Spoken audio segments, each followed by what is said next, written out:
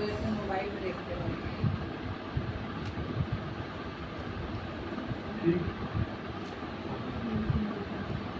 परमेश्वर पिता का धन्यवाद करते हैं आज के दिन के लिए जिसे उसने हमारे जीवन में जोड़ा है, एक नया दिन करके उसने हमें दिया है। उसकी महाकरुणा और दया है हमारे जीवन में, जो प्रतिदिन अपनी करुणा को हमारे जीवन में नई करते जाता है। और इसी कारण से हम आज का दिन करके प्रतिदिन को देख पाते हैं। इसलिए अपने जीवित परमेश्वर का धन्यवाद करते हैं आज के दिन के लिए जिसे उसने बनाया है, ताकि उसके लोग अपने प्रभु में होकर आनंदित और मगन रहें, उसकी स्तुति, उसकी आराधना, उसकी प्रशंसा करने पाएँ, उसके पवित्र वचन की ओर ध्यान करने पाएँ और इस प्रकार से परमेश्वर की सिद्ध इच्छा और मनसा को अपने व्यक्तिगत जीवन के लिए समझ सकें। इसलिए हम उस जीवित परमेश्वर का धन्यवाद करते हैं। आज के दिन में जितने प्रिय भाई बहन ऑनलाइन मेरे साथ जुड़ रहे हैं, आप सबों का मैं धन्यवाद करता हूं और परमेश्वर से ही प्रार्थना करता हूं कि आज के दिन में परमेश्वर अपने पवित्र वचनों के द्वारा हम में से हर एक को और आशीषित करें। इसलिए आप सबों को जय मसीह की। प्रभु हम में से हर एक की सहायता करेंगे। और आइए परमेश्वर की आराधना में आगे बढ़ने से पहले हम परमेश्वर से प्रार्थना करें। अपने सरों को झुकाइए। सर्वशक्तिमान प्रेमी परमेश्वर पिता, हम आपका धन्यवाद करते हैं। आप धन्यवाद स्तुति के योग्य परमेश्वर हैं। आप सर्वशक्तिमान, सर्वव्यापी, सर्वज्ञानी परमेश्वर हैं। आप सारे ब्रह्मांड के रचने वाले, बनाने वाले परमेश्वर हैं। आपने हमें भी इसीलिए बनाया ताकि हम आपकी महिमा करें। आप जीवित परमेश्वर की स्तुति करें, आपके पवित्र नाम को और ऊंचे पर उठाएं। और इसलिए आज के दिन में फिर से आपने हमें अवसर दिया है महान परमेश्वर, ताकि हम आपके चरणों में आएं और आपकी महिमा करें। इसलिए आज के दिन में जितने प्रिय भाई और बहन ऑनलाइन फेसबुक के माध्यम से मेरे साथ जुड़े हुए हैं और जुड़ रहे हैं, आप सबों के लिए मैं धन्यवाद करता हूं। प्रभु जी, हम में से हर एक की सहायता, अगुवाई कीजिए कि आपके पवित्र वचन की ओर हम ध्यान लगा सकें। और महान परमेश्वर धन्यवाद करते हैं उत्तम वरदानों के लिए जो आपने स्वर्ग से हमारे लिए दिया है, बरसाया है।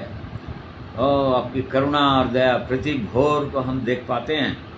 आपके पवित्र वचन के लिए धन्यवाद करते हैं जिसके द्वारा आप एक मनुष्य से बातें करना चाहते हैं। आपकी योजना, आपकी इच्छा हम जान पाते हैं। इसलिए ऐसे पवित्र वचन के लिए धन्यवाद करते हैं। प्रभु यीशु के लहू के लिए धन्यवाद करते हैं जिसे आपने बहाया प्रभु क्रूस पर जाकर, और हमारे लिए संभव किया कि आप जीवित परमेश्वर के समीप हम आ सके हैं। और इसलिए अपने आप को आपके हाथों में दे देते हैं। पवित्र आत्मा परमेश्वर, हम पवित्र आत्मा के लिए धन्यवाद करते हैं जो हमारा सहायक है, शिक्षक है, अगुवा है।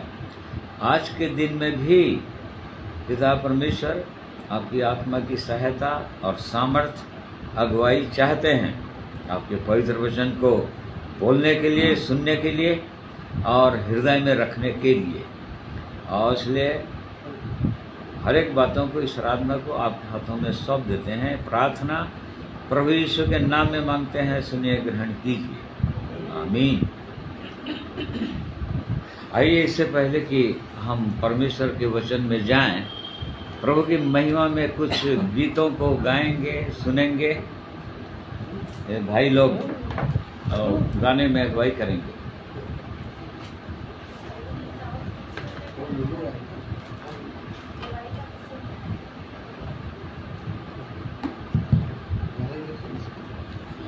मोबाइल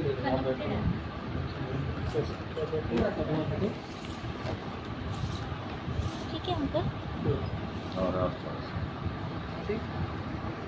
और ये लगा सभी भाई बहनों को प्रभु यीशु मसीह के पवित्र नाम में सलाम। जय मसीह की।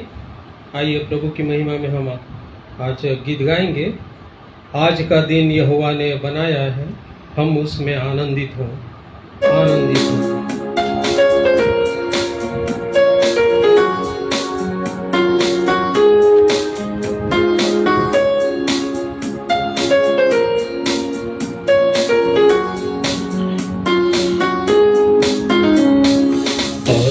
का दिन यहोवा ने बनाया है, हम उसमें आनंदित हो, आनंदित हो।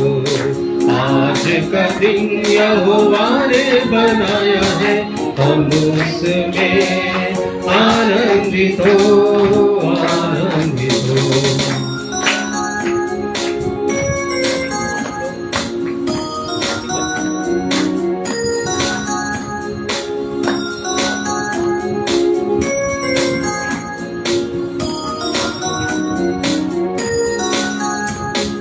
प्रभु को महिमा मिले, चाहे हो मेरा अपमान। प्रभु को महिमा मिले, चाहे हो मेरा अपमान। वो बढ़े मैं घटूं, रहे इसी का ध्यान। वो बढ़े मैं घटूं, रहे उसी का ध्यान। आज का दिन यहोवा ने बनाया है, हम उसमें आनंदित हो, आनंदित हो। आज का दिन यहोवा ने बनाया है, हम उसमें आनंदित हो, आनंदित हो।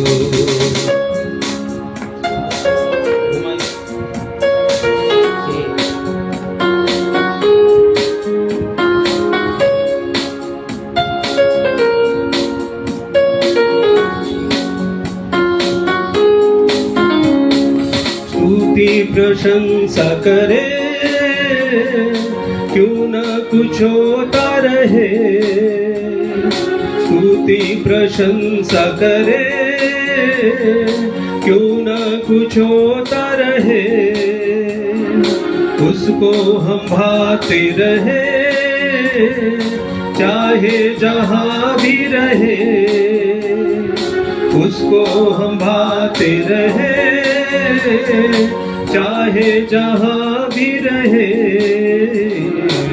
आज का दिन यहोवा ने बनाया है, हम उसमें आनंदित हो, आनंदित हो।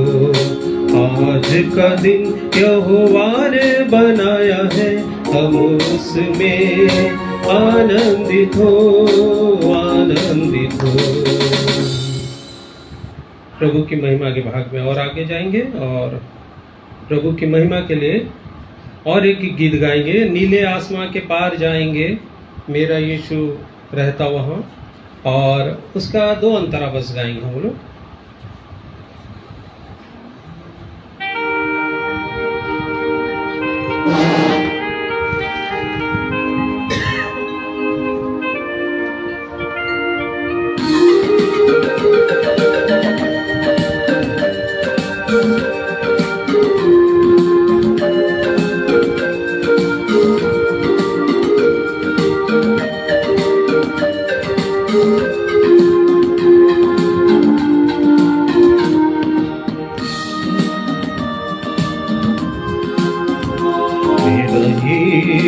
रहता वहाँ, नीले आसमां के पार जाएंगे। मेरा यीशु रहता वहाँ, हम मिलेंगे बादलों पर, हम मिलेंगे बादलों पर। देखेगा सारा जहां, नीले आसमां के पार जाएंगे। मेरा यीशु रहता वहाँ।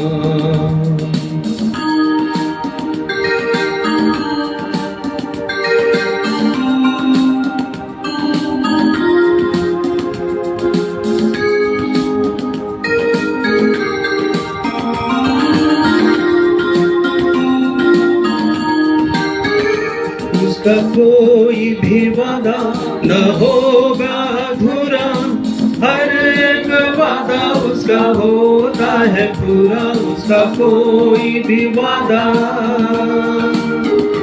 उसके आने का वादा भी होगा पूरा।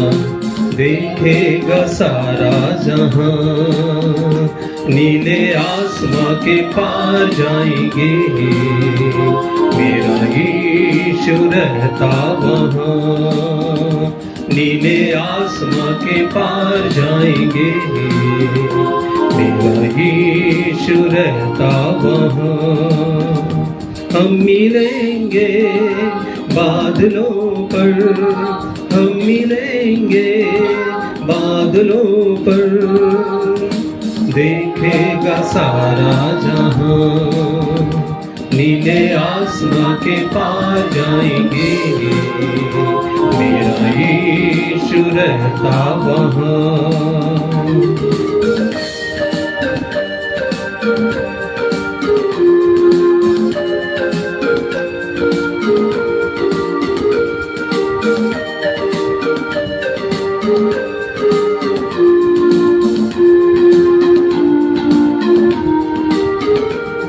विश्वास मेरा जो होगा पूरा, सपना ये मेरा न रहेगा अधूरा। ये विश्वास मेरा,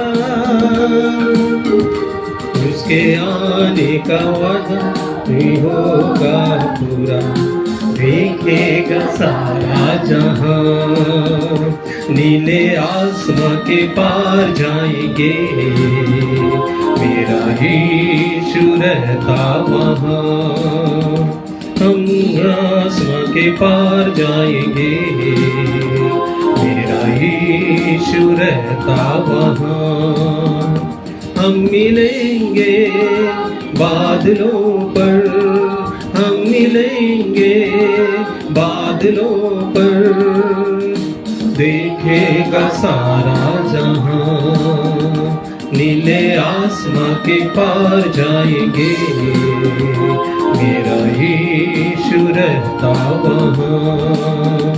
नीले आसमां के पार जाएंगे, मेरा यीशु रहता वहां। सो प्रभु की महिमा में और एक गीत हम लोग गाएंगे सब मिल करके, और उसके बाद प्रभु के वचन के भाग में जाएंगे। धरती आकाश दोनों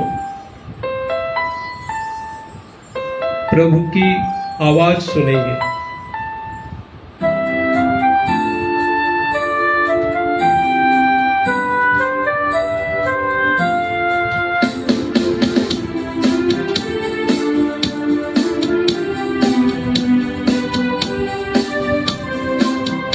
धरती आकाश दोनों प्रभु की आवाज सुनेंगे, संसार के सब प्राणी उसका ही नाम लेंगे। धरती आकाश दोनों प्रभु की आवाज सुनेंगे, संसार के सब प्राणी उसका ही नाम लेंगे। धरती आकाश दोनों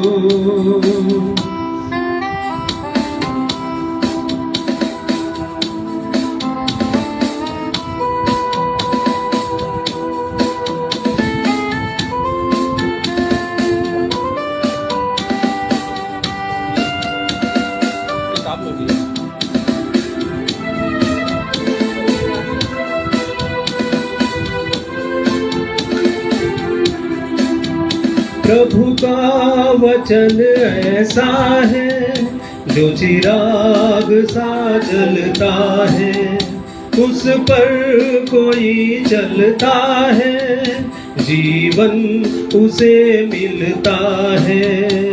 उसके नियम को जो माने वो कभी भी न भटकेंगे। संसार के सब प्राणी उसका ही नाम लेंगे। धरती आकाश दोनों।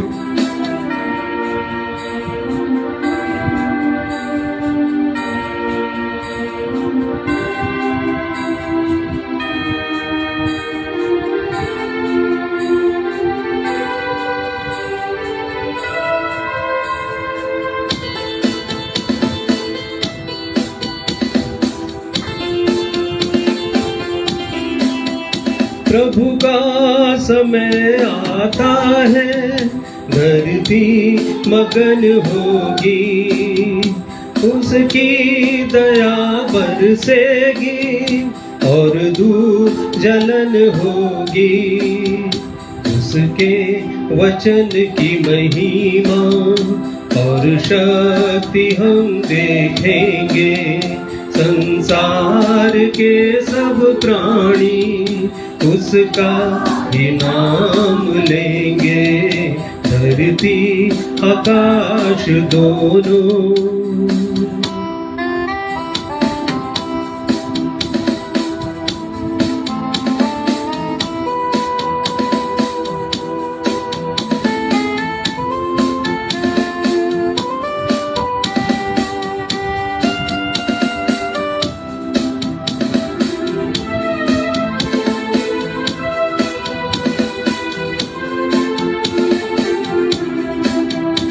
आंखें उठा कर देखो, प्रभु का दिन आएगा।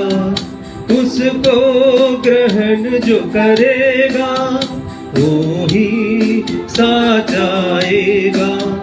जिन्होंने प्रभु को न माना वो एक दिन रोएंगे। संसार के सब प्राणी उसका ही नाम लेंगे। धरती आकाश दोनों प्रभु की आवाज सुनेंगे। संसार के सब प्राणी उसका ही नाम लेंगे। धरती आकाश दोनों।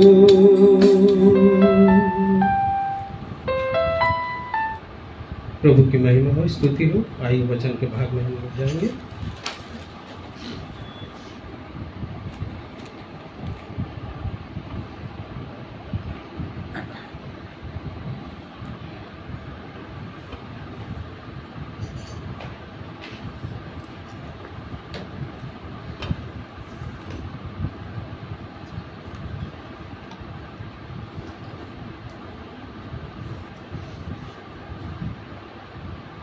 परमेश्वर का धन्यवाद करते हैं सुंदर गीतों के लिए जो परमेश्वर की महिमा के लिए होता है, जिससे कि हम उस जीवित परमेश्वर को और व्यक्तिगत रीति से हम समझ पाते हैं, जान पाते हैं कि उसने कैसा अद्भुत काम हमारे जीवन में किया है और सब लोगों के जीवन में वो करना चाहते हैं।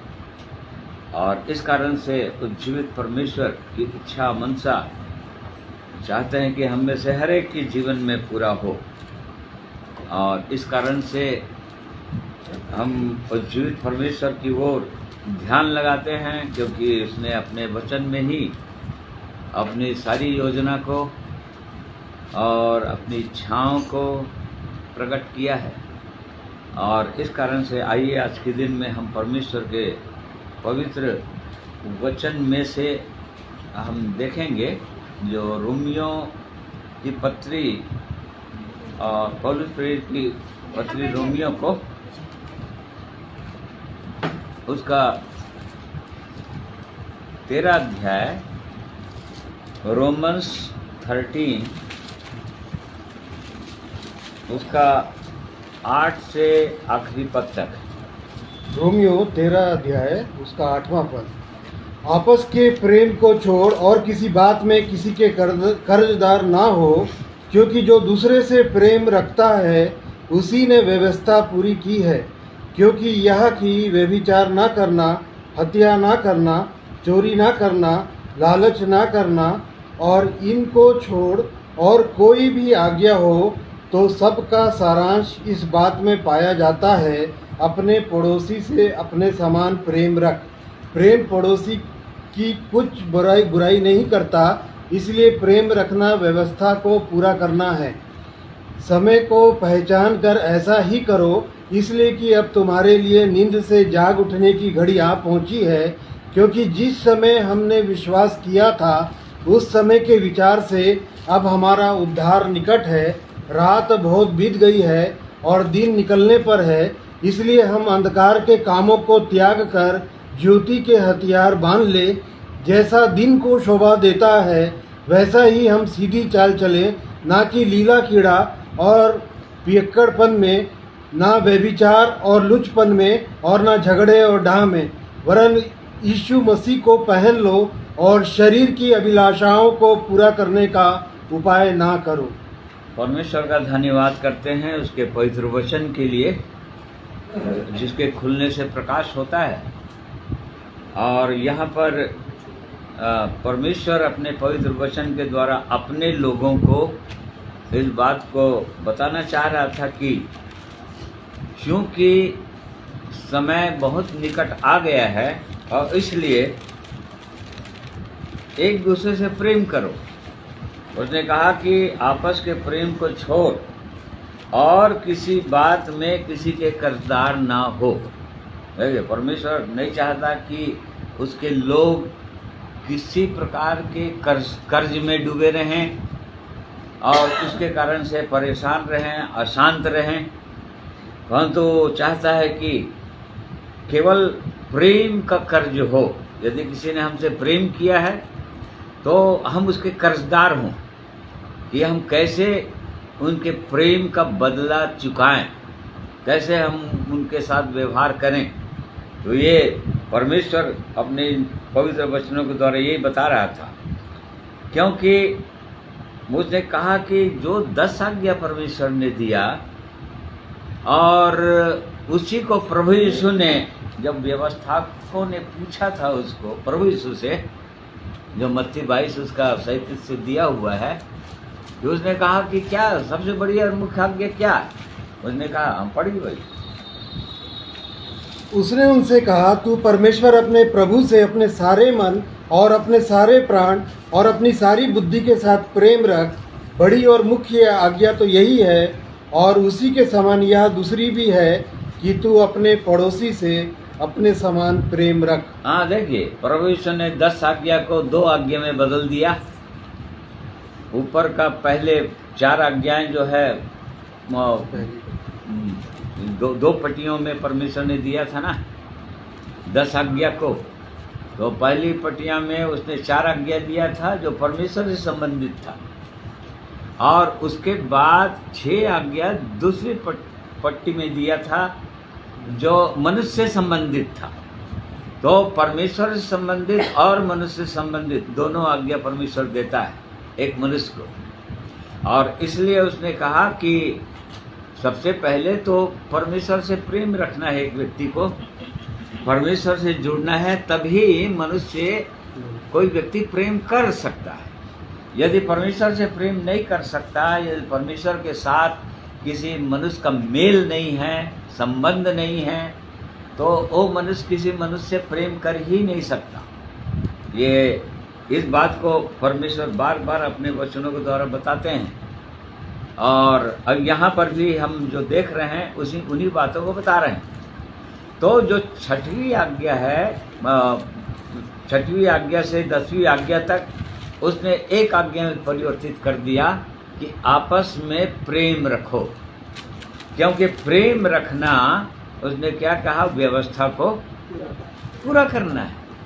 क्योंकि यदि किसी से कोई व्यक्ति प्रेम कर रहा है तो उसे कभी भी उससे बुरा कोई करेगा ही नहीं, वो क्योंकि प्रेम रखता है उससे, उसकी किसी भी प्रकार से हानि करना नहीं चाहेगा क्योंकि प्रेम रखता है। और वैसे ही और किसी भी प्रकार से वो उसके विरुद्ध में हो जाएगा नहीं क्योंकि प्रेम रखता है। इसलिए जो दूसरी पटिया में परमेश्वर ने दिया था मूसा के द्वारा आज्ञा, 6 आज्ञा, वो उसने कहा कि प्रेम रखो। पहली आज्ञा तो प्रभु अपने परमेश्वर से अपने सारी शक्ति, सारी बुद्धि और सारे मन से प्रेम रखना, ये पहली आज्ञा है। और दूसरी आज्ञा अपने पड़ोसी से अपने समान प्रेम रखना। तो जब तक परमेश्वर से मनुष्य अपने सारी बुद्धि, सारी शक्ति के साथ प्रेम न करे, अर्थात पूरी रीति से परमेश्वर पर भरोसा न करे, या परमेश्वर पूरी रीति से डिपेंड ना हो जाए, तब तक कोई मनुष्य किसी मनुष्य से प्रेम नहीं कर सकता। जो परमेश्वरी प्रेम है उसको नहीं कर सकता। बाकी संसारी प्रेम तो मनुष्य करते हैं, संसार का प्रेम जो है मनुष्य करते हैं। वैसे 3 प्रकार का प्रेम होता है, परंतु जो परमेश्वर का प्रेम है वो अगापे प्रेम है, अर्थात एक तरफा प्रेम है। संसार परमेश्वर का बैरी है, और बैरी हो गया तभी भी वो परमेश्वर मनुष्य से प्रेम करता है। और बैरी होने के दशा में भी उसने अपने एकलौते पुत्र को दिया, बलिदान किया। और ऐसा करके, बलिदान करके प्रभु यीशु ने कहा कि हे पिता, इन्हें क्षमा कर, क्योंकि जानते नहीं कि क्या कर रहे हैं। क्षमा प्रेम का प्रमाण होता है। और वो परमेश्वर जो है अपने बैरियों से इतना प्रेम करता है, अपने विरुद्ध चलने वालों से इतना प्रेम करता है।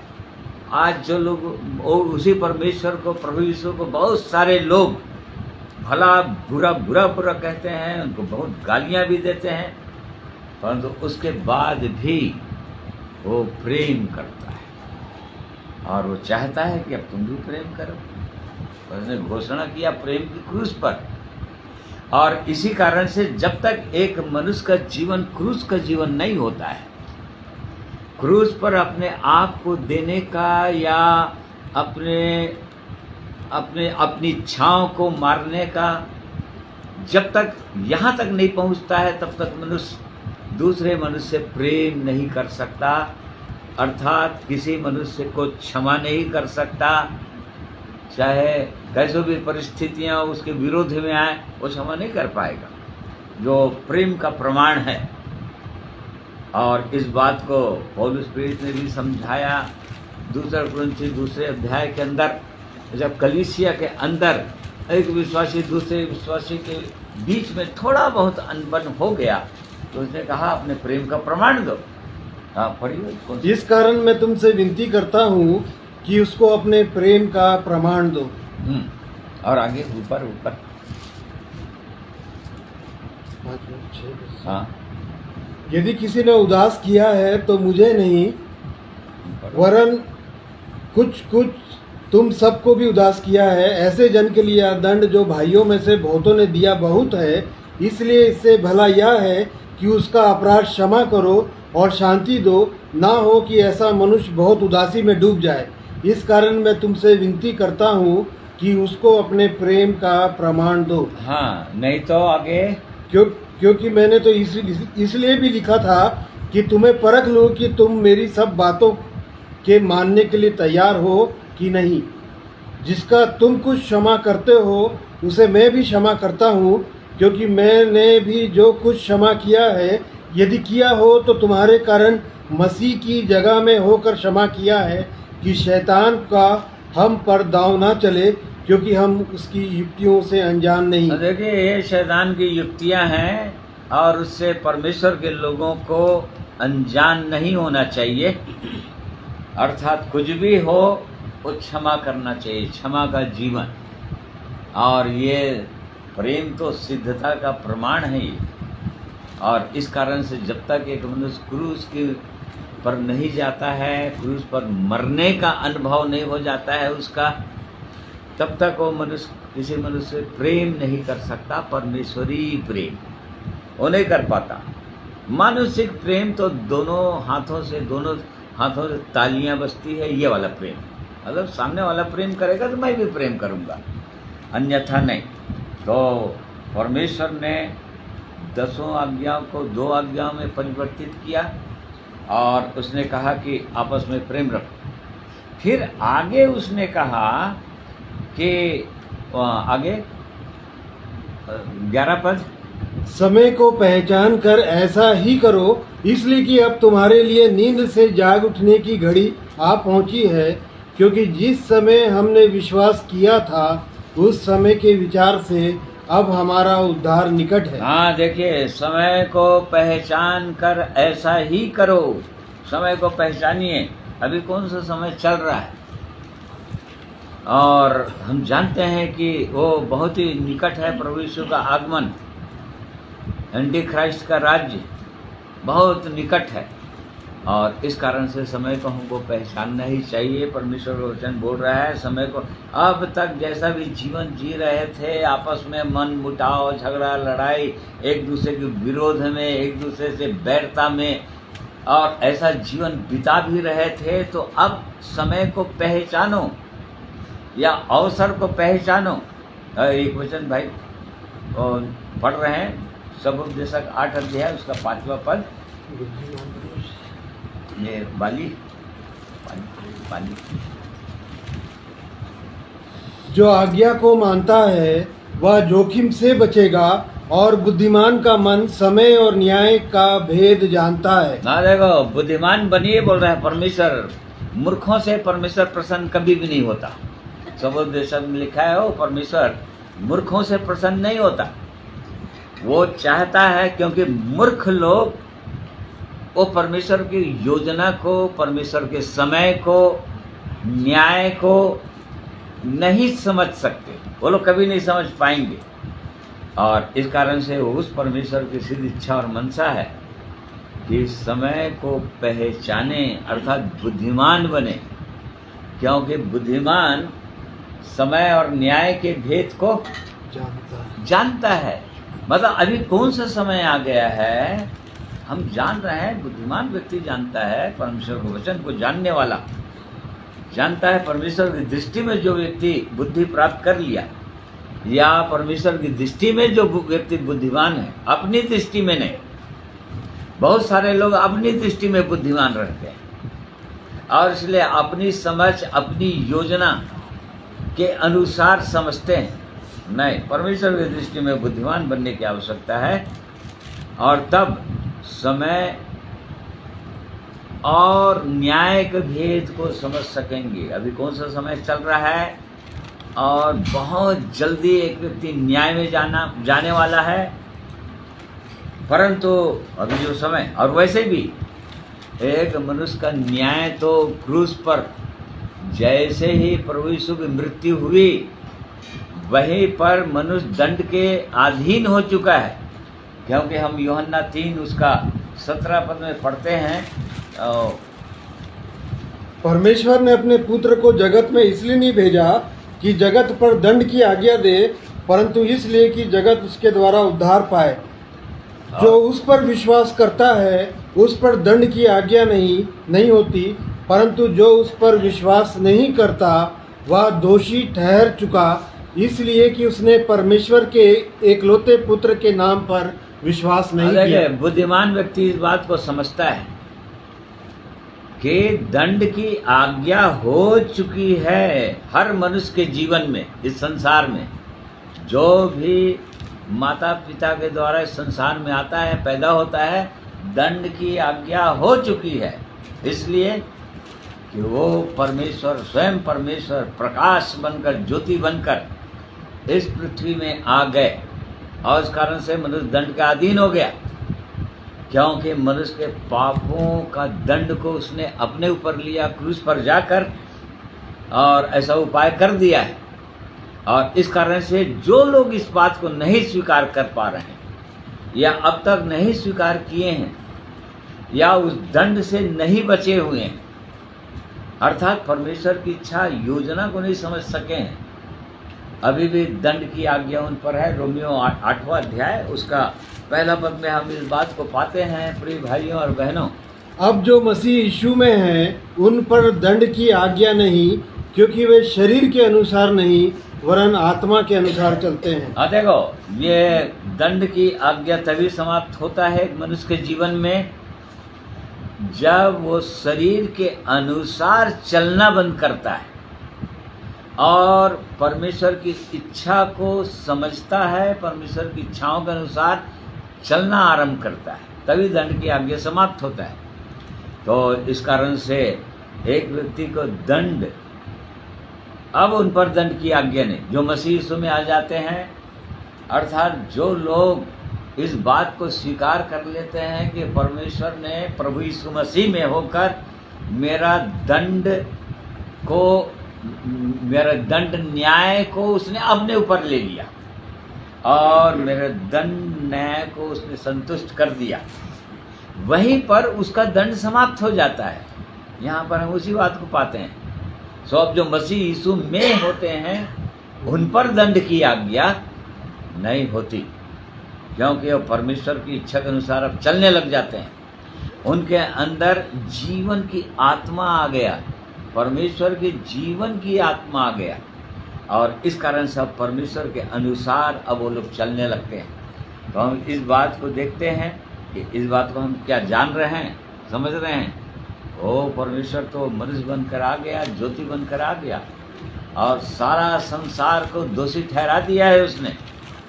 परंतु जो लोग उसके चरणों में आ जाते हैं, अपने पाप अपराधों को स्वीकार करके, उनके जीवन से दंड समाप्त हो जाता है। पाप का दंड अर्थात नरक दंड अब उनको नहीं जाना है, क्योंकि उनका न्याय दंड संतुष्ट कर दिया प्रभु यीशु ने क्रूस पर जाकर।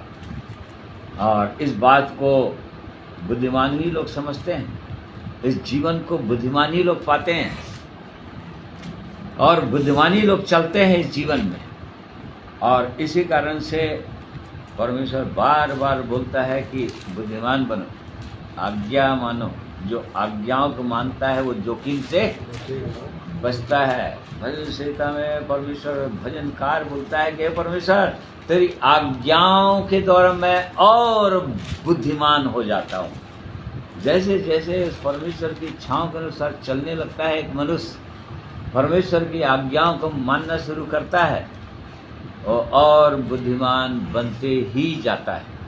और इस कारण से उसको और ठीक ठीक समझ में आने लगता है कि परमेश्वर अभी कौन से समय में हम चल रहे हैं, कब क्या होने वाला है। ओ प्रभु यीशु ने जो बताया, भविष्यवक्ताओं के द्वारा परमेश्वर ने बताया अंत के समय के विषय में, उन सब बातों को वो मनुष्य अब जानने लग जाता है। और इसी कारण से यहाँ पर पौलुस प्रेरित रोमियो की कलीसिया को बोल रहा है कि समय को पहचान कर तो अब तो ऐसे ही करो। अर्थात अब पुराना जीवन, अपना शारीरिक जीवन, अपने सोच विचार, एक दूसरे से बैरता, एक दूसरे से मन मिटाओ, वो बंद करो। समय को पहचानो, बुद्धिमान बनो। क्यों? क्योंकि समय और न्याय को समझने की आवश्यकता है, क्योंकि अब वो समय आ गया है कि तुम्हारे लिए नींद से जाग उठने की घड़ी आ चुकी है। बहुत कम समय बचा हुआ है, थोड़ा ही समय बचा हुआ है। अब सचमुच में प्रभु यीशु का आगमन होने वाला है और एंटी क्राइस्ट का राज्य होने वाला है। इस बात को जानना चाहिए, क्योंकि जैसे ही प्रभु यीशु का आगमन हुआ, द्वार बंद, फिर उसके बाद कोई प्रभु यीशु के पास नहीं आ सकता, क्योंकि अब यहूदियों के लिए खुल जाएगा द्वार। अभी उनको कठोर करके रखा हुआ है, बहुतों को। बहुत लोग अभी भी उनमें से जीवन पा रहे हैं, उनकी कलीसिया बनी है अलग अलग जगहों में। परंतु बहुतों को, एक भाग को परमेश्वर कठोर करके रखा हुआ है, बोल रहा है। परंतु उनके लिए भी द्वार खुल जाएगा, अन्य जातियों के लिए द्वार बंद। उस समय को पहचानने की आवश्यकता है। जो लोग परमेश्वर पर विश्वास करते हैं, परमेश्वर के वचन पर विश्वास करते हैं, कम से कम उनके लिए जानना ही चाहिए। क्योंकि हम यहाँ पर ये पढ़ रहे हैं कि इसलिए अब तुम्हारे लिए नींद से जाग उठने की घड़ी आ पहुँची है। यदि अब तक सोए हुए हैं या अपने चाल चलन के विषय में निश्चिंत हैं। जैसा कि हम नीति वचन देखो 16 अध्याय, हाँ पढ़िए, नीति वचन 16 का 19 पद में हम पढ़ते हैं।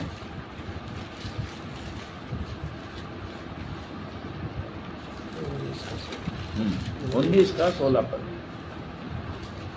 जो आज्ञा को मानता है वह अपने प्राणों की रक्षा करता है, परंतु जो अपने चाल चलन के विषय में निश्चिंत रहता है वह मर जाता है। देखो मर जाता है मतलब मृत्यु आ जाती है, अनंत मृत्यु, अर्थात आग की झील।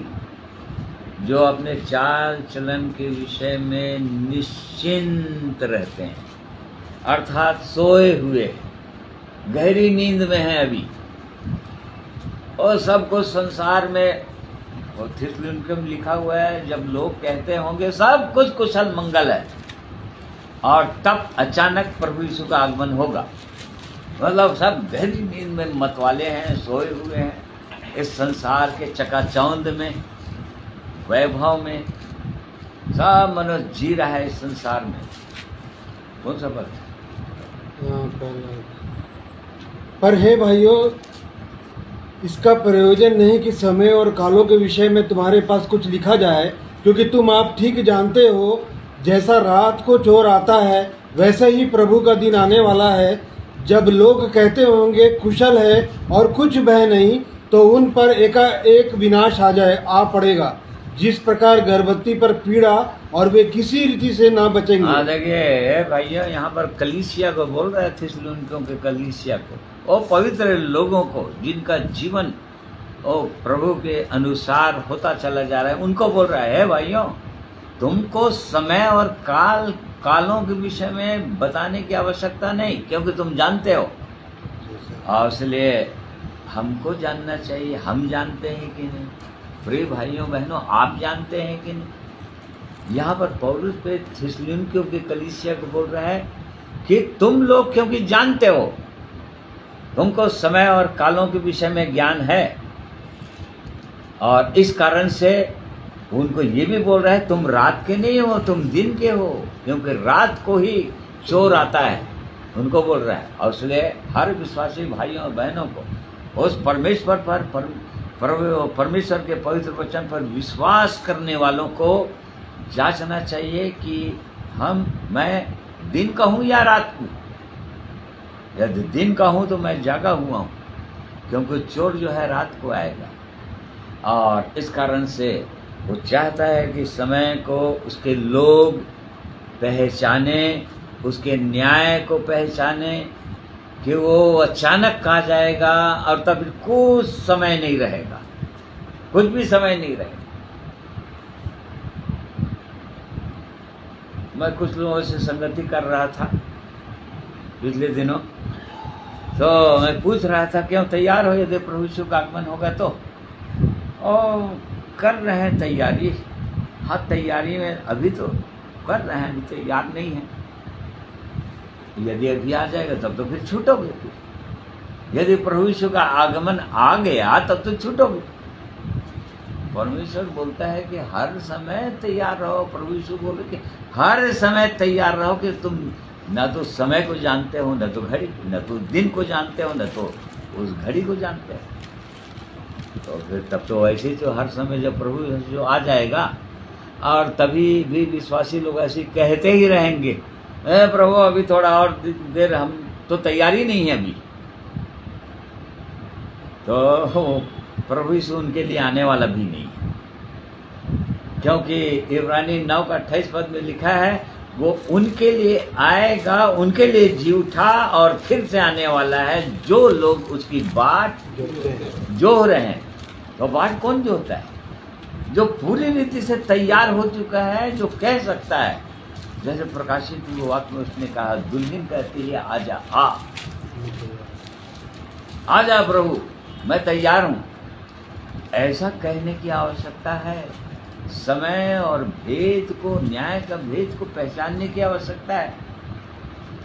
अभी कौन सा समय चल रहा है, और नहीं तो फिर हमेशा के लिए धोखा होने वाला है। यहाँ पर हम देख रहे हैं कि परमेश्वर पवित्र आत्मा के द्वारा, अपने दास पौलुस के द्वारा कलीसिया को समझा रहा है, चिता रहा है, या उनको और जागृत कर रहा है। उनमें से ऐसा लग रहा है कि कुछ लोग निश्चिंत हो गए हैं, विश्वासी लोग, और आज भी वो परमेश्वर उन विश्वासियों को जो जिनके पास से जीवन है, उद्धार का अनुभव है, उनको जागृत करना चाह रहा है प्रभु, ताकि वो लोग निश्चिंत ना रहें। ऐसा ना कह रहते हैं कि अभी बहुतों को 90% विश्वासियों को पूछेंगे तो बोलेंगे प्रभु अभी ना आए तो अच्छा है। क्यों? क्योंकि अभी के समय वहाँ जाने से शायद छूट जाएंगे। इसका मतलब उसकी बाट नहीं जोर है, क्योंकि तैयार नहीं है दुल्हन। दुल्हन तैयार होने के बाद ही तो बोलेगी ना कि दूल्हा आ जाए अब। तो लेकिन वो परमेश्वर बार बार चिताना चाह रहा है, परंतु अब बोल रहा है अब तो समय को पहचानो, अब तो समय को पहचान कर ऐसा ही करो, नींद से जागो, उठो, सोए मत रहो या निश्चिंत मत रहो अपने जीवन के प्रति, क्योंकि अनंत विनाश का सामना करना पड़ जाएगा फिर। और इसलिए बोल रहे हैं कि तुम्हारे लिए नींद से जाग उठने की घड़ी आ पहुंची है। कलीसिया, ऐसा लग रहा है कि पौलुस पे जो पत्र लिख रहा है बहुत सारी कलीसियाओं को, वो सोए हुए हैं। इफिसियों के कलीसिया को देखिए भला, इफिसी 5 अध्याय और उसका 14 पद, इफिसियंस 5:14। इस कारण वह कहता है, हे सोने वाले जाग और मुर्दों में से जी उठ, तो मसीह की ज्योति तुझ पर चमकेगी। देखो वो पौलुस प्रेरित यहाँ पर अब इफिसियों की कलीसिया को पत्र लिख रहा है और उनको भी चिता रहा है। इसलिए वो कहता है हे सोने वालों जागो और मुर्दों में से जी उठो। अरे यहाँ पर कई लोग मुर्दे भी हो चुके हैं बोल रहा है। मतलब जीविता जरूर कहला रहे हैं, जीवित लोग कहला रहे हैं, परंतु जैसे हम प्रकाशित वाक्य में पढ़ते हैं, सरदीस की कलीसिया को परमेश्वर के दूत ने कहा तो जीविता तो कहलाता है परंतु है मरा हुआ। तो ऐसे बहुत सारे लोग, यहाँ पर भी ये कलीसिया को बोल रहा है, परमेश्वर का दूत बोल रहा है सरदीस की कलीसिया को, तो जीवित तो कहलाता है परंतु है मरा हुआ। और यहाँ पर हम देख रहे हैं इफिसियों की कलीसिया को पौलुस प्रेरित बोल रहा है, जीवित लोगों को बोल रहा है। इसलिए हे सोने वालों जागो। कुछ लोग तुम लोग सो गए हो, निश्चिंत हो गए हो, कई लोग मरणासन्न स्थिति में आ चुके हो, बस अब मृत्यु आने ही वाली है तुम्हारे जीवन में, और इसलिए उनको जगाना चाह रहा है। जागो हे सोने वालों जागो और मुर्दों में से जी उठो, तब मसीह की ज्योति तुम पर चमकेगी। देखो ये जगाना चाह रहा है प्रभु आज भी अपने लोगों को, जो लोग जीवन पा गए हैं उनको भी, और जो लोग केवल विश्वास करते हैं परंतु इस जीवन का, उद्धार का, पापों की क्षमा छुटकारे का अनुभव नहीं करते हैं, उसके आनंद और शांति का अनुभव नहीं करते हैं, उनको भी जगाना चाह रहा है, उनको भी उठाना चाह रहा है और उनको भी प्रोत्साहित करना चाह रहा है कि आओ तुम्हारे लिए नींद से जाग उठने का समय आ पहुंचा है। क्योंकि जिस समय हमने विश्वास किया था उस समय के विचार से अब तुम्हारा उद्धार निकट है। अब उद्धार निकट है मतलब अंतिम छुटकारा भी बोल रहे हैं यहाँ पर। ये तो कलीसिया को लिख रहे हैं ना, मतलब ये लोग उद्धार पा चुके हैं, उनको बोल रहा है।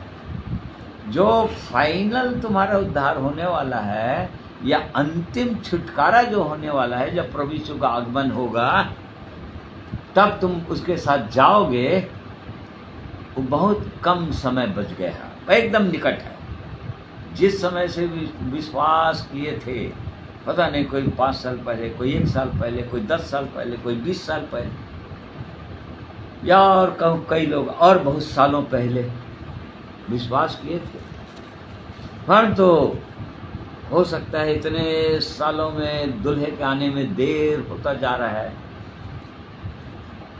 वो पौलुस अपने समय में सोच रहा था कि प्रभु यीशु अभी आ जाएगा, और इसलिए अपने आप को सम्मिलित कर रहा था कि हम उसकी बाट जो रहे हैं, हम उसका ये पता नहीं था कि शायद प्रभु यीशु का आगमन अभी नहीं होगा।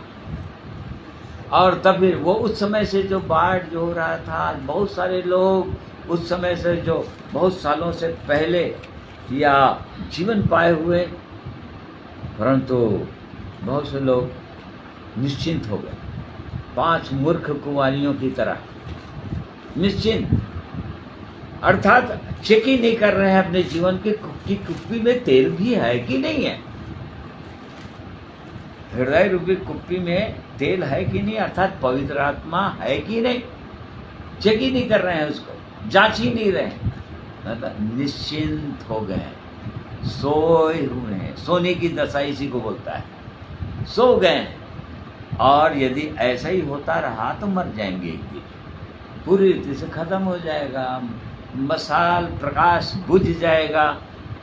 परंतु वो परमेश्वर आज के दिन अपने पवित्र वचनों के द्वारा अपने लोगों को वो चिताना चाह रहे हैं, समझाना चाह रहे हैं, जगाना चाह रहे हैं। हे सोने वाले जागो और मुर्दों में से जी उठो, तभी तो मसीह की ज्योति तुम पर चमकेगी, तभी तो प्रकाशमान होगे, तभी तो प्रकाश का जीवन या ज्योति का फल जो उसी के 8 पद में लिखा हुआ है, ज्योति का फल तुम्हारे जीवन में दिखाई देगा, नहीं तो नहीं देगा।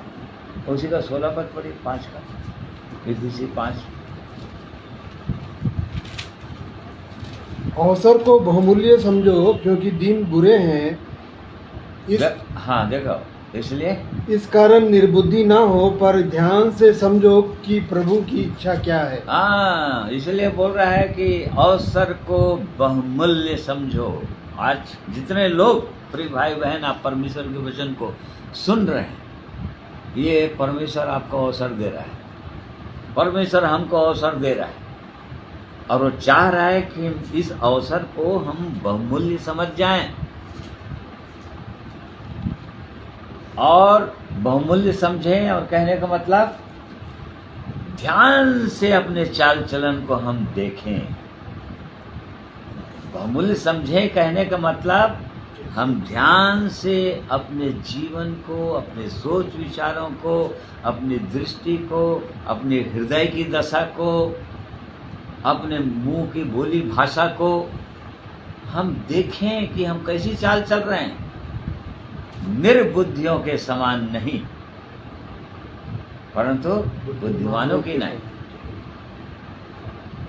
ये परमेश्वर की इच्छा है अपने लोगों के लिए, वो जगाना चाह रहा है और सिखाना चाह रहा है, समझाना चाह रहा है, क्योंकि अब जाग जाओ। उस समय के विचार से बहुत दिन बीत चुके हैं, अब उद्धार एकदम निकट है, अर्थात छुटकारा निकट है, प्रभु यीशु का आगमन होने का है, ख्रिस्त विरुद्ध का राज्य आने का है, और उससे भी पहले कुछ भी हो सकता है, हमारी मृत्यु हो सकती है। मनुष्य का जीवन का कोई ठिकाना नहीं है। परमेश्वर ने अपने वचन में कहा, नीति वचन 27:1 में, कल के दिन के विषय में घमंड मत कर, क्योंकि तू नहीं जानता कि दिन भर में क्या हो जाएगा। आज बहुत सारे लोग कल की चिंता में लगे हुए हैं, कल क्या होगा, परसों क्या होगा, कुछ सालों के बाद क्या होगा, अभी की चिंता में नहीं लगे। ओ परमेश्वर बोलता है अभी, अभी बोलता है, अभी के विषय में सोचो बोलता है। ओ मूर्ख, प्रभु यीशु ने एक घटना बताया लूका 12 अध्याय में, एक व्यक्ति के खेती में इतना अन्न हुआ, एक साल इतना इतना इतना अन्न हुआ कि वो सोचने लगा कि अब मैं कहाँ रखूँ, रखने के लिए उसके पास जगह नहीं, इतना अन्न हो गया। और तब फिर अपने आप से ही बोलने लगा, अपने आप से सोचने लगा, लिखा प्रभु यीशु ने बताया। अब पढ़ो भाई। और अपने प्राण से कहूँगा कि प्राण तेरे पास बहुत वर्षों के लिए बहुत संपत्ति रखी है, चैन कर, खा पी, सुख से रह। परंतु परमेश्वर ने उससे कहा, हे मूर्ख, इसी रात तेरा प्राण तुझसे ले लिया जाएगा। तब जो कुछ तूने इकट्ठा किया है वह किसका होगा? हाँ, देखिए यहाँ पर प्रभु यीशु बता रहे थे, वो धनी व्यक्ति जो खेती में बहुत अन्न हो गया, वो बरसों के लिए सोच रहे गए, प्राण बरसों के लिए तेरे लिए अब सब कुछ हो गया, बरसों की चिंता कर रहा है। प्रभु यीशु ने कहा, है मूर्ख, इसी पल तेरा प्राण लिया जाता है, तो फिर ये जितनी संपत्ति तू सोच रहा है ये किसका होगा फिर? तो आज ऐसे ही समय को पहचानने की आवश्यकता है। उद्धार बहुत निकट है और इस कारण से जो लोग उद्धार का अनुभव ही नहीं किए उनको उद्धार पाई जाना चाहिए, और जिनके पास उद्धार का अनुभव है उनको और जागृत होना चाहिए, जागना चाहिए, चेक करना चाहिए अपने जीवन को। पवित्र आत्मा रूपी तेल हमारे जीवन में है कि नहीं, ये चेक करना चाहिए। हमारी मसालें जल रही कि नहीं, हम प्रकाशमान हो रहे हैं कि नहीं। अर्थात हम प्रकाश क्या चीज़ है? प्रभु यीशु ने कहा, तुम्हारा प्रकाश मनुष्यों के सामने ऐसे चमके कि तुम्हारे भले कामों को देखकर लोग पिता की, मतलब प्रकाश क्या दिखना चाहिए? प्रकाश क्या है?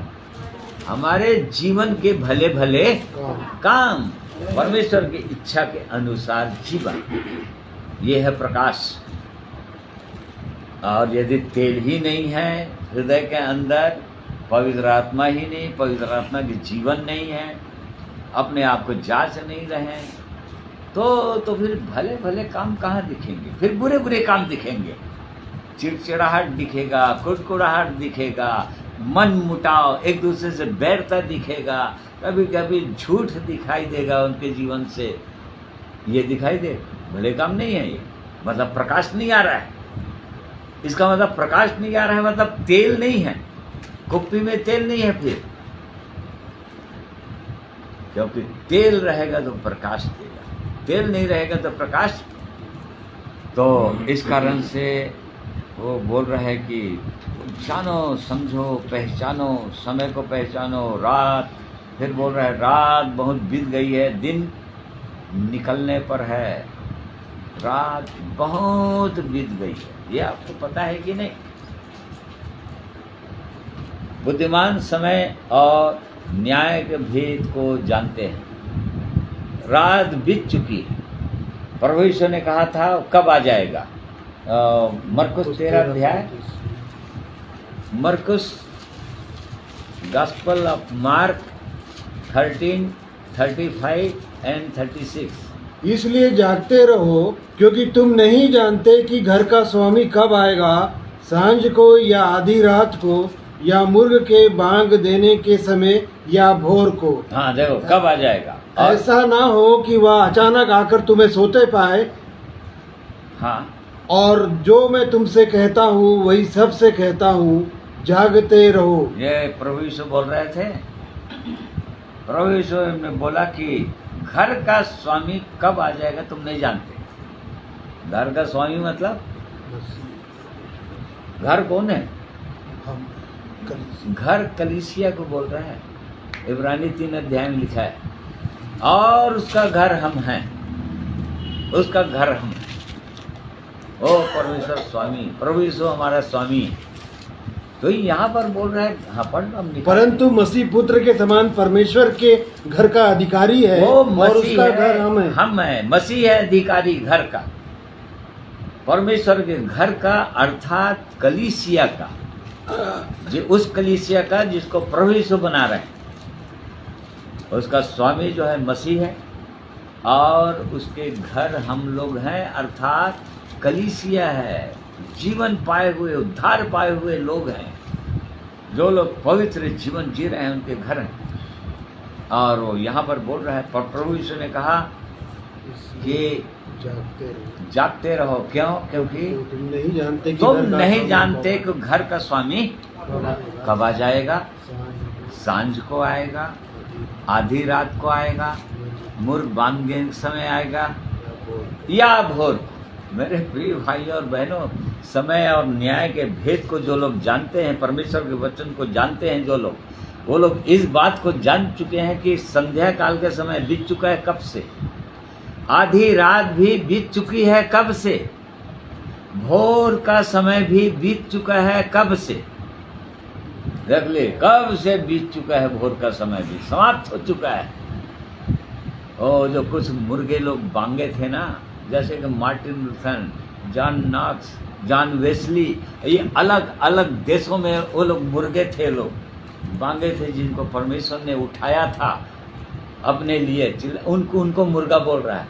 अब सोच लो कब जमाना बीत चुका, मुर्गे का बांग देने का समय समाप्त हो चुका है। अब एकदम भोर, और भोर में भी अब दिन निकलने वाला है, वो भी समाप्त हो चुका है, अब दिन निकलने ही वाला है। तो बुद्धिमान बनिए, समय और न्याय के भेद को पहचानिए, ये परमेश्वर की इच्छा है अपने लोगों के लिए। और इसलिए यहाँ पर बोल रहा है कि रात बहुत बीत गई है और दिन निकलने पर है, इसलिए अंधकार के कामों को त्याग कर ज्योति के हथियार बांध ले। देखो, दिन निकलने वाला है, अर्थात प्रभु यीशु का आगमन होने ही वाला है। और इसलिए अभी भी समय दे रहा है, अंधकार के कामों को त्याग दो। यदि अभी भी अंधकार के काम है जीवन के अंदर, अर्थात इफिसी 5 अध्याय, अंधकार के काम क्या चीज है, किसको अंधकार का बोलता है,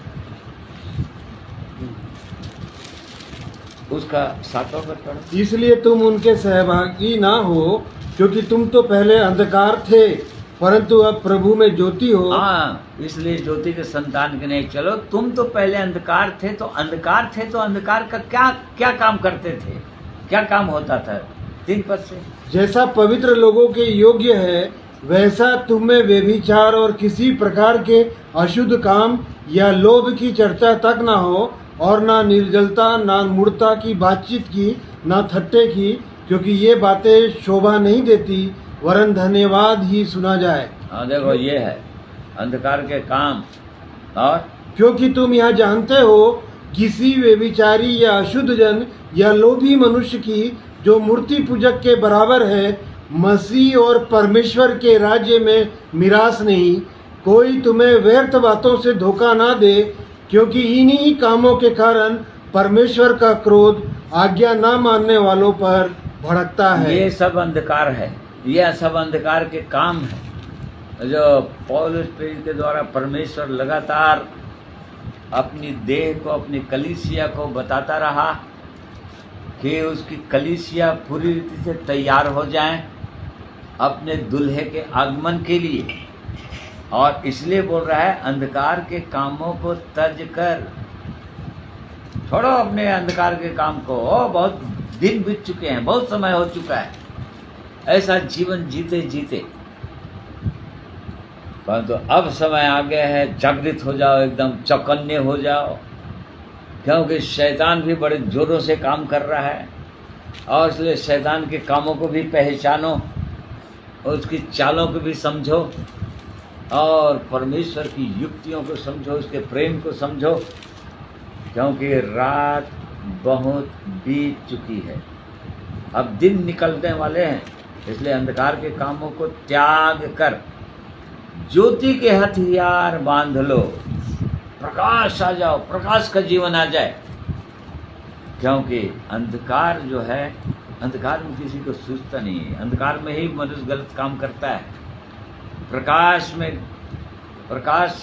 में आ जाओ, सीधी चाल चलो, जैसे दिन को शोभा देता है। सीधी चाल चलो बोल रहा है, दिन को शोभा दे। दिन में कोई चोरी नहीं करता, जब लोग सब लोग के सामने हैं तो कोई उनके सामने में कोई चोरी नहीं करता, उनके सामने में कोई गलत काम करना नहीं चाहता, जब सब लोग देख रहे हैं। ये दिन में शोभा देने वाली काम है। और इसलिए बोल रहा है कि रात के कामों को त्यागो, रात को छोड़ो, जैसे दिन को शोभा देता है वैसे ही चाल, सीधी चाल चलें, उल्टी चाल न चले, सीधी चाल चले। उल्टी चाल वो चलता था, उसके विषय में लिखा है, कौन चलता था? बिलाम, बिलाम के विषय में लिखा है, को कैसी चाल चलता है। स्वर्गदूत ने कहा तेरा सामना करने के लिए मैं ही भेजा गया हूँ, परमेश्वर के दूत ने कहा था, ठीक है।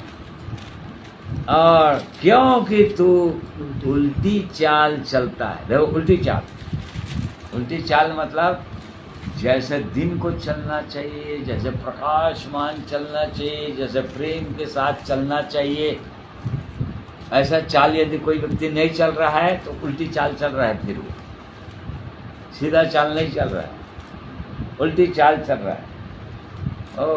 22 अध्याय में दिया है, गिनती 22 अध्याय में दिया है, उसको अपन देख रहे हैं 22। पढ़ूंगे। हाँ पढ़ लो। यहोवा के दूत ने उससे कहा, तूने अपनी गधी को 3 बार क्यों मारा? सुन, तेरा विरोध करने को मैं ही आया हूँ, इसलिए कि तू मेरे सामने उल्टी चाल चलता है। हाँ देख लो, परमेश्वर दूत बोल रहा है, यदि ये गधी 3 बार इधर से उधर नहीं हुई रहती, बिलाम अर्थात दुष्ट, निकलने वाला, मनुष्य को निकलने वाला, वो तो इसलिए बच गए क्योंकि गधी जो है इधर से उधर हो गई, दाहिने और बाएं मुड़ गई, नहीं तो तुझको तो मैं मारी डाला रहता कब से, और गधी बच गई रहती। तो देखो यहाँ पर उल्टी चाल, यहाँ पर बोलो रात बहुत बीत गई, दिन निकलने पर, इसलिए हम अंधकार के कामों को त्याग कर ज्योति के हथियार बांध लें, और जैसा दिन को शोभा देता है सीधी चाल चलें, क्योंकि सीधा चाल कौन व्यक्ति चलेगा, दिन में चलता है, रात में नहीं चलता है। रात में तो सब गलत काम करने वाले लोग चलते हैं, लिखा है वो अय्यूब की पुस्तक 24 अध्याय उसका 15 पद पढ़ी हुआ है। व्यभिचार यह सोचकर कोई मुझको देखने ना पाए, दिन डूबने की राह देखता रहता है और वह अपना मुंह छुपाए भी रखता है।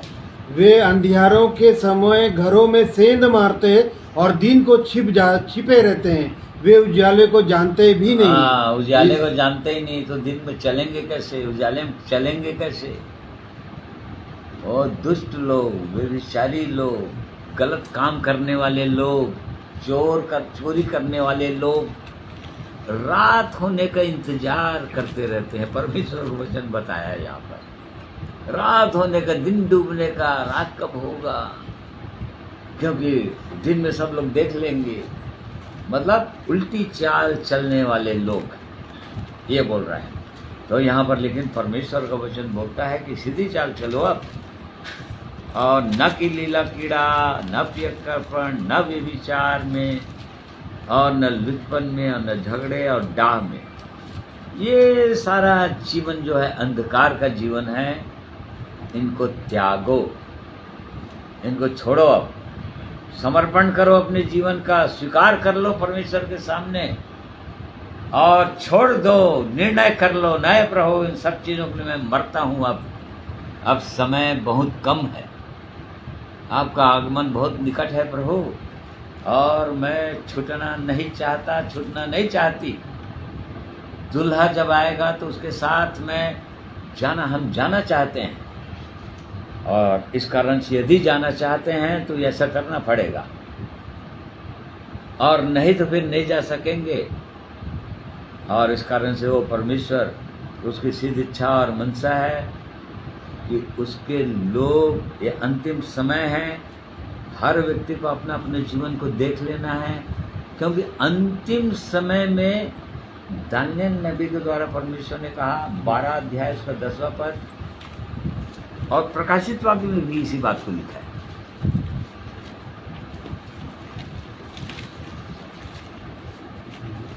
पढ़िए 10 पद। बहुत से लोग तो अपने अपने को निर्मल और उजले करेंगे और स्वच्छ हो जाएंगे, परंतु दुष्ट लोग दुष्टता ही करते रहेंगे, और दुष्टों में से कोई ये बातें ना समझेगा, परंतु जो बुद्धिमान हैं वे ही समझेंगे। हाँ देखो, यहाँ पर भी जो लोग बुद्धिमान है वही लोग समझ पाएंगे इन बातों को। बहुत से लोग इन अंतिम दिनों में अपने आप को और उजले करते जाएंगे, प्रभु यीशु के लहू से धुल जाएंगे पूरी रीति से, अंधकार के कामों को त्याग देंगे, अपने आप को क्रूस पर चढ़ा देंगे, मर जाएंगे संसार के लिए, पाप के लिए। परंतु बहुतों के विषय में लिखा हुआ है कि दुष्ट लोग और दुष्टता में आ जाएंगे। दोनों प्रकार के लोग हैं इस संसार में, और इस कारण से हमको देखना है कि हम अपने आप को और पवित्रता की ओर आगे बढ़ा रहे हैं, या निश्चिंत हैं, जागृत नहीं हैं, और इस कारण से एक दिन छूटने वाले हैं। वो परमेश्वर चाहता है कि उसके लोग अपने आप को पूरी रीति से निर्मल करें, समय को पहचाने। ओ प्रभु यीशु जब अंतिम बार यरूशलेम गए, और तब देखिए लूका 19 अध्याय में लिखा हुआ है, हाँ उसका 40 पद। जब वह निकट आया तो नगर को देखकर उस पर रोया और कहा, क्या ही भला होता कि तू ही इस दिन में कुशल की बातें जानता, परंतु अब वे तेरी आंखों से छिप गई है।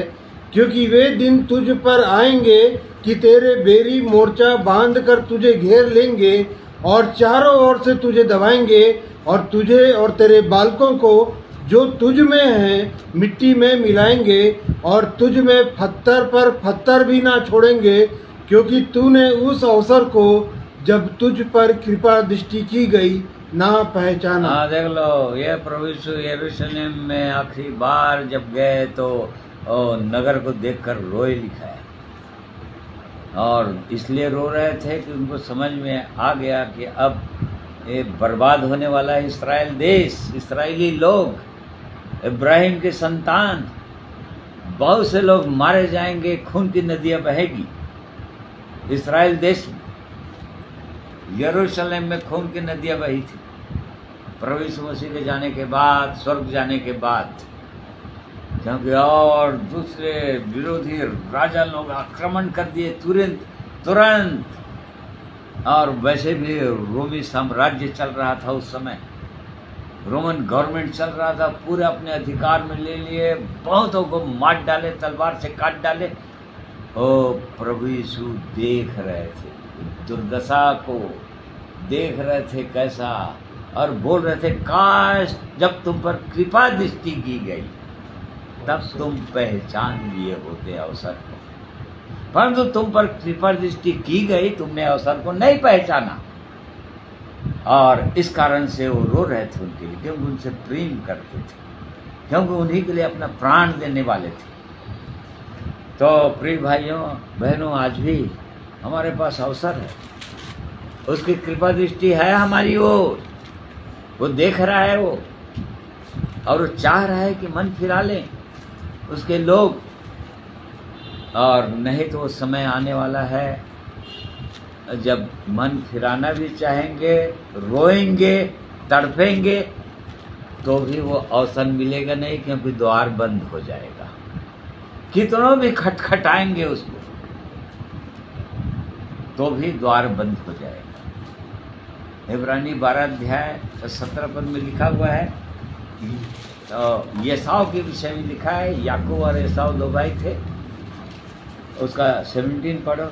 तुम जानते हो कि बाद में जब उसने आशीष पानी चाहिए तो अयोग्य गिना गया, और आंसू बहा कर खोजने पर भी मन फिराव का अवसर उसे ना मिला। हाँ देखो, उसको अवसर नहीं मिला था, इसको एसाव को, क्योंकि उसने न तो परमेश्वर के अनुग्रह को समझा था, न तो पहलौठे होने के पद को समझा था, जबकि वो पहलौठा बेटा था वो, और पहलौठे होने का पद जो है वो उसके बड़ी बड़ी आशीषें थी, वो जानता भी होगा, परंतु अभी मैं मरने वाला हूँ बोला, और इसको लेकर क्या करूँगा, एक टाइम के भोजन के लिए।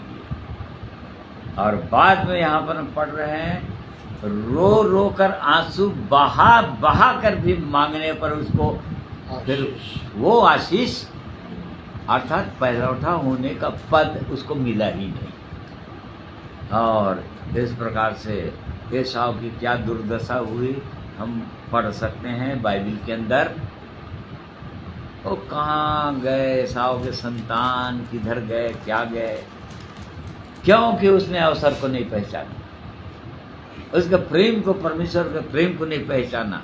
आज ऐसे ही बहुतों के साथ ऐसे ही होने वाला है। और इसलिए वो परमेश्वर चाहता है कि जब हम पर कृपा दृष्टि करना चाह रहा है परमेश्वर, उसकी दृष्टि हमारी ओर है। काहे के लिए? एक वचन पढ़ना चाहिए, दूसरा इतिहास उसका 15 या 16 उसका 9 पद।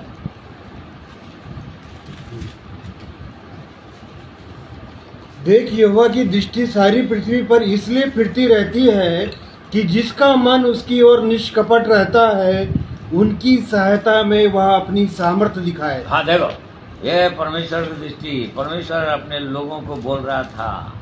ओ परमेश्वर की दृष्टि इस पृथ्वी पर इसलिए फिरती रहती है, इसका मतलब परमेश्वर देख रहा है हर मनुष्य को, हर मनुष्य के चाल चलन को देख रहा है, हर मनुष्य के हृदय को देख रहा है, क्योंकि उसकी दृष्टि इस पृथ्वी पर इसलिए फिरती रहती है जिसका मन उसकी ओर निष्कपट, जिसका मन उसकी ओर से निष्कपट हो जाता है, अर्थात अपने हृदय की सारी बातों को खोल कर कह देते हैं, स्वीकार कर लेते हैं, अपनी हर चीज़ों को मान लेते हैं। ओ परमेश्वर ऐसे लोगों को देख रहा है, क्योंकि ऐसे लोगों पर क्या करने वाला है? वो उनकी सहायता में उनकी सहायता में वो अपनी सामर्थ्य को प्रकट करना चाह रहा है। आज भी वही परमेश्वर है, आज भी उसकी कृपा दृष्टि वही है, आज भी वो प्रभु ऐसे ही तरस खाने वाला है। कैसे पता चला? वो पिता के दाहिने बैठकर वो कर क्या रहा है, क्या कर रहा है, हम सब जानते हैं। हमारे लिए वो विनती करता है, उसकी दृष्टि अभी भी है, वो देख रहा है उसके लोग जिनके लिए वो अपना प्राण, अपना लहू को बहाया, जिनके दंड को अपने शरीर में उसने लिया, उसके लोग कैसा जीवन जी रहे हैं आज, उनके लिए वो विनती कर रहा है, हे पिता उन पर दया करो प्रभु, एक वर्ष और, एक वर्ष, अभी नहीं, अभी अपने क्रोध को उनके ऊपर मत भड़का, उनके लिए विनती करता है। उसका आज भी वो तरस खाने वाला वो परमेश्वर है, हमारा वो प्रभु है। वो उसकी आंखों के अंदर प्रेम बसा हुआ है, उसके होठों में अनुग्रह बसा हुआ है, और इस कारण से वो चाहता है कि उसके लोग समय को पहचाने। समय बहुत निकट है, अपने उद्धार को चेक करें, जांचें कि उनका उद्धार बना हुआ है या खो दिए हैं, या उद्धार पाए च नहीं है। परंतु वो प्रभु यीशु का आगमन अभी नहीं हुआ है, और इस कारण से उसकी दृष्टि अभी भी मनुष्य के चाल चलन की ओर लगी हुई है। अभी वो चाह रहा है और देख रहा है कि कौन है जो अपने हृदय को निष्कपट करेगा, अर्थात खोल देगा। परमेश्वर के सामने परमेश्वर तो देख रहा है, सब कुछ जान रहा है वो तो, परंतु जो कौन है जो मान लेगा सब कुछ परमेश्वर की दृष्टि में, और स्वीकार कर लेगा और बोल देगा, है प्रभु अपनी सामर्थ्य को मेरे जीवन में प्रकट कर, अपने लहू की सामर्थ्य से मुझको भी धो दे, मुझको भी पवित्र कर, अपने पवित्र आत्मा को मेरे जीवन में उंडेल दे परमेश्वर। उनकी वो देख रहा है, और इस कारण से चाह रहा है वो परमेश्वर जो प्रेमी परमेश्वर है, और हमको जांचना ही चाहिए। अब समय नहीं, सीधी चाल चलना है, इन सब चीज़ों को छोड़ दो, त्याग दो बोल रहा है, और प्रभु यीशु मसीह को पहन लो पूरी रीति से। धार्मिकता का वस्त्र है वो, धार्मिकता का वस्त्र को पहन लो, और जब परमेश्वर के सामने जाएंगे तो तब फिर वो हमको नहीं देखेगा, किसको देखेगा? अपने पुत्र को देखेगा, उसके वस्त्र को देखेगा। मेरा प्रिय पुत्र है जिसने मेरी आज्ञा मानी, जिसके जीवन से मैं प्रसन्न हूँ, और तब फिर उसको देखेगा, और उसके संग हम रह पाएंगे हमेशा हमेशा के लिए। इसलिए परमेश्वर हमें से हर एक की सहायता करें अपने पवित्र वचन के द्वारा, और उसके चरणों में आए, दीन हों, टूटें, उसकी तरस भरी आँखों की ओर देखें, उसके प्रेम की ओर देखें और अपने जीवन की ओर देखें, अपने हृदय की ओर देखें। प्रभु मेरा जीवन कैसा है प्रभु, अभी तो मैं तैयार नहीं हूँ प्रभु। बहुत से लोग आज तैयार नहीं है। यदि प्रभु यीशु का आगमन कहीं हो जाए तो बहुत से लोग छूटेंगे, बहुत से लोग छूटने वाले हैं। तब कैसा होगा, कल्पना करके देखिए कैसा होगा। फिर छूट जाएंगे तो कैसा करेंगे फिर आप? किसी चीज में मन लगेगा? सोच रहे विश्वासियों का किसी चीज में उनका मन नहीं लगेगा, केवल छाती पीट पीट के रोएंगे, सिर पटक पटक के रोएंगे। परमेश्वर इतना बड़ा अनुग्रह किया था, परमेश्वर क्या सुंदर जीवन दिया था, क्यों छूट गया? तो किसी चीज में मन लगेगा ही नहीं उनका। उस समय से जो रोना शुरू करेंगे अनंत काल तक रोते ही रहेंगे, आग में भी रोते रहेंगे। तो इसलिए प्रिय भाइयों और बहनों, सुंदर अवसर लगातार वो परमेश्वर अपने लोगों को देता ही चला जा रहा है और बुलाता ही चला जा रहा है, और इसलिए उसके पास आ ही जाना चाहिए, उसके चरणों में दीन हो जाना चाहिए, टूट जाना चाहिए, अपने आप को पूरी रीते तैयार कर लेना चाहिए। जाग जाओ, और वही सोने वाले जागो बोलता है, जागो। तो इसलिए परमेश्वर को धन्यवाद करते हैं उसके इन पवित्र वचनों के लिए, जिनके द्वारा आज परमेश्वर ने अपनी आत्मा के द्वारा हमको जगाया, जागृत किया, और हमको जाग ही जाना चाहिए। इसलिए परमेश्वर इन वचनों के द्वारा हमें से हर एक को आशीषित करें आज के दिन में। आइए एक गीत और सुनेंगे प्रभु की महिमा के लिए। सब लोग आएंगे।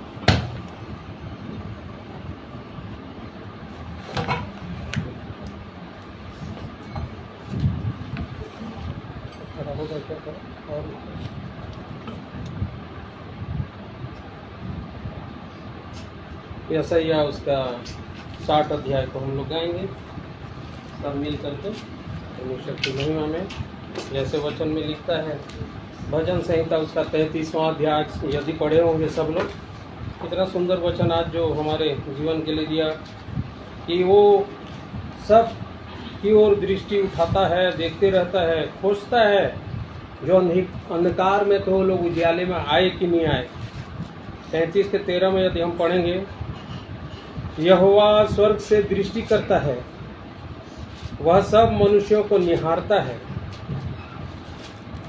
अपने निवास के स्थान से वह पृथ्वी के सब रहने वालों को देखता है। वही जो उन सबों के हृदयों को गढ़ता है और उनके सब कामों का विचार करता है। सचमुच में सबको देखता है, और इसीलिए जबकि वो देख रहा है, और यशायाह में हम पढ़ते हैं 60 अध्याय में कि पहला पद और दूसरा पद में लिखा हुआ है, उठ प्रकाशमान हो, क्योंकि तेरा प्रकाश आ गया है और यहोवा का तेज तेरे ऊपर उदय हुआ है। प्रकाश आ चुका है, परंतु यहाँ लिखा है, देख पृथ्वी पर तो अंधियारा और राज्य राज्य के लोगों पर घोर अंधकार छाया हुआ है, परंतु तेरे ऊपर यहोवा उदय होगा यदि तू चाहेगा।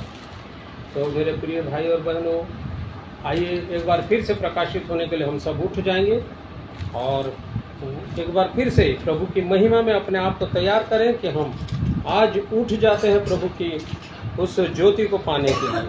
आइए इस गीत को गाएंगे। उठ हो प्रकाश मां, तेरा प्रकाश आया है, यहोवा का तेज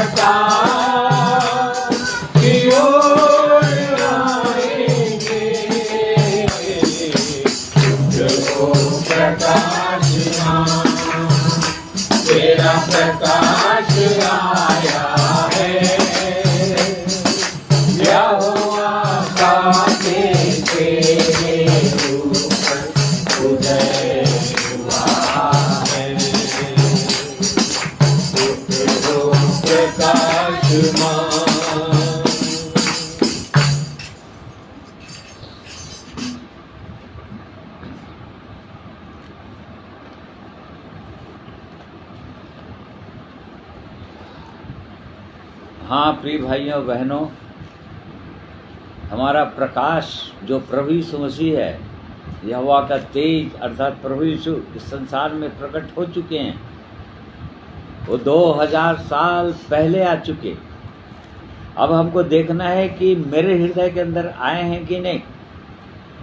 वो प्रकाश मेरे अंदर, आपके अंदर उदय हुआ है कि नहीं, हमको प्रकाशित किया है कि नहीं, इस बात को जांचने की आवश्यकता है। यदि नहीं तो यहाँ पर परमेश्वर अपने लोगों को बोल रहे थे। पुराने नियम के अंदर ये भविष्यवाणी थी और नए नियम के अंदर बोल रहा है कि तो आ चुका है, वो 2000 साल पहले आ चुके। परंतु क्या हमारे हृदय के अंदर, आपके हृदय के अंदर वो प्रकाशित हुए कि नहीं, कि अभी भी घोर अंधेरे में डूबे हुए हैं। सारा संसार घोर अंधकार में पड़ा हुआ है, परंतु वो परमेश्वर प्रभु यीशु मसीह में होकर हर एक के हृदय के अंदर आ जाना चाहते हैं, प्रकाशित कर देना चाहते हैं, उदय हो जाना चाहते हैं। और इसलिए हर एक भाइयों और बहनों को अपने अपने जीवनों को जांचने की आवश्यकता है। और इसलिए आइए प्रभु के चरणों में आए, अपने आप को दीन करें, तोड़ें और उसकी ओर अपनी दृष्टि उठाएं। आइए प्रार्थना करेंगे। प्रेमी अनुग्रहकारी सर्वशक्तिमान दयालु परमेश्वर पिता, हम आपका धन्यवाद करते हैं पिताजी, आपके प्रेम के लिए, आपकी तरस के लिए, आपकी कृपा दृष्टि के लिए। सच में प्रभु, आपने अब तक अपने लोगों के अपराधों के अनुसार उनका बदला नहीं दिया है, क्योंकि आप अनुग्रहकारी परमेश्वर हैं, आप दयालु परमेश्वर हैं, आप दया के सागर और क्षमा की खानी हैं। और इसी कारण से आपने अपने लोगों को, याकूब को बोला, हे याकूब, तुम नाश इसलिए नहीं हुए कि मैं परमेश्वर बदला नहीं हूँ। और इस कारण से वो अवसर देता है, आज भी हमसे यही कहता है कि आज भी वो प्रेमी परमेश्वर, तरस खाने वाला परमेश्वर, वो अपने लोगों को बोल रहा है, बुला रहा है कि आ जाओ, मन फिराओ, अपने जीवन को जांचो, अपने हृदय को निष्कपट करो, अर्थात परमेश्वर के सन्मुख खोल दो पूरी रीति से, क्योंकि वो परमेश्वर हमारा सब कुछ जानता है। हमारा चलना, उठना, फिरना, सोचना, विचारना, सब कुछ जानते हैं वो परमेश्वर। और इस कारण से हम उससे छिप नहीं सकते, उससे हम भाग नहीं सकते। और इस कारण से हे परमेश्वर, हम सबों की सहायता, अगुवाई कीजिए कि आज के दिन में आपने अपने पवित्र वचनों के द्वारा हमें जगाया है प्रभु, हमको जागृत किया है। हमें और उत्साही किया है, अपने प्रेम को हम पर प्रकट किया है, और इसलिए हम आपके चरणों में दीन होते हैं प्रभु जी, आपके चरणों में आते हैं, टूट जाते हैं। ओ परमेश्वर, प्रभु यीशु के लहू से हमको और पूरी रीति धो दीजिए, शुद्ध कीजिए, कायल कीजिए, तोड़िए, ताकि टूटा हुआ हृदय आपको चढ़ा सकें। और इसलिए प्रभु परमेश्वर हम धन्यवाद करते हैं आज के दिन में आपने अपने पवित्र वचन को बोलने के लिए पवित्र आत्मा की सहायता किया, सामर्थ्य दिया, और सुनने के लिए भी आपने हर एक प्रियों की सहायता, अगुवाई की। मैं धन्यवाद करता हूँ और हर एक भाइयों बहनों को आपके हाथों में सौंप देता हूँ प्रभु, आपके चरणों में देता हूँ। हमें से हर एक की सहायता, अगुवाई कीजिए। प्रार्थना प्रभु यीशु के नाम में मांगते हैं, सुनिए, ग्रहण कीजिए, आमीन। प्रिय भाइयों बहनों, आप सबों का मैं हृदय से धन्यवाद करता हूं कि आप बड़े धीरज से परमेश्वर के पवित्र वचन को मेरे साथ जुड़कर आपने सुना है, और मैं विश्वास करता हूं कि परमेश्वर के वचन ने हम सबों से बातें किया है और हम सब आशीषित हुए हैं उसके प्रेम की ओर देखकर। और परमेश्वर की यही इच्छा और योजना है कि आप और इस आत्मिक जीवन में उठें, प्रभु के चरणों में आएं। मैं आप सबों का धन्यवाद करता हूं और आप सबों को प्रभु यीशु के पवित्र नाम में जय मसीह की कहता हूं।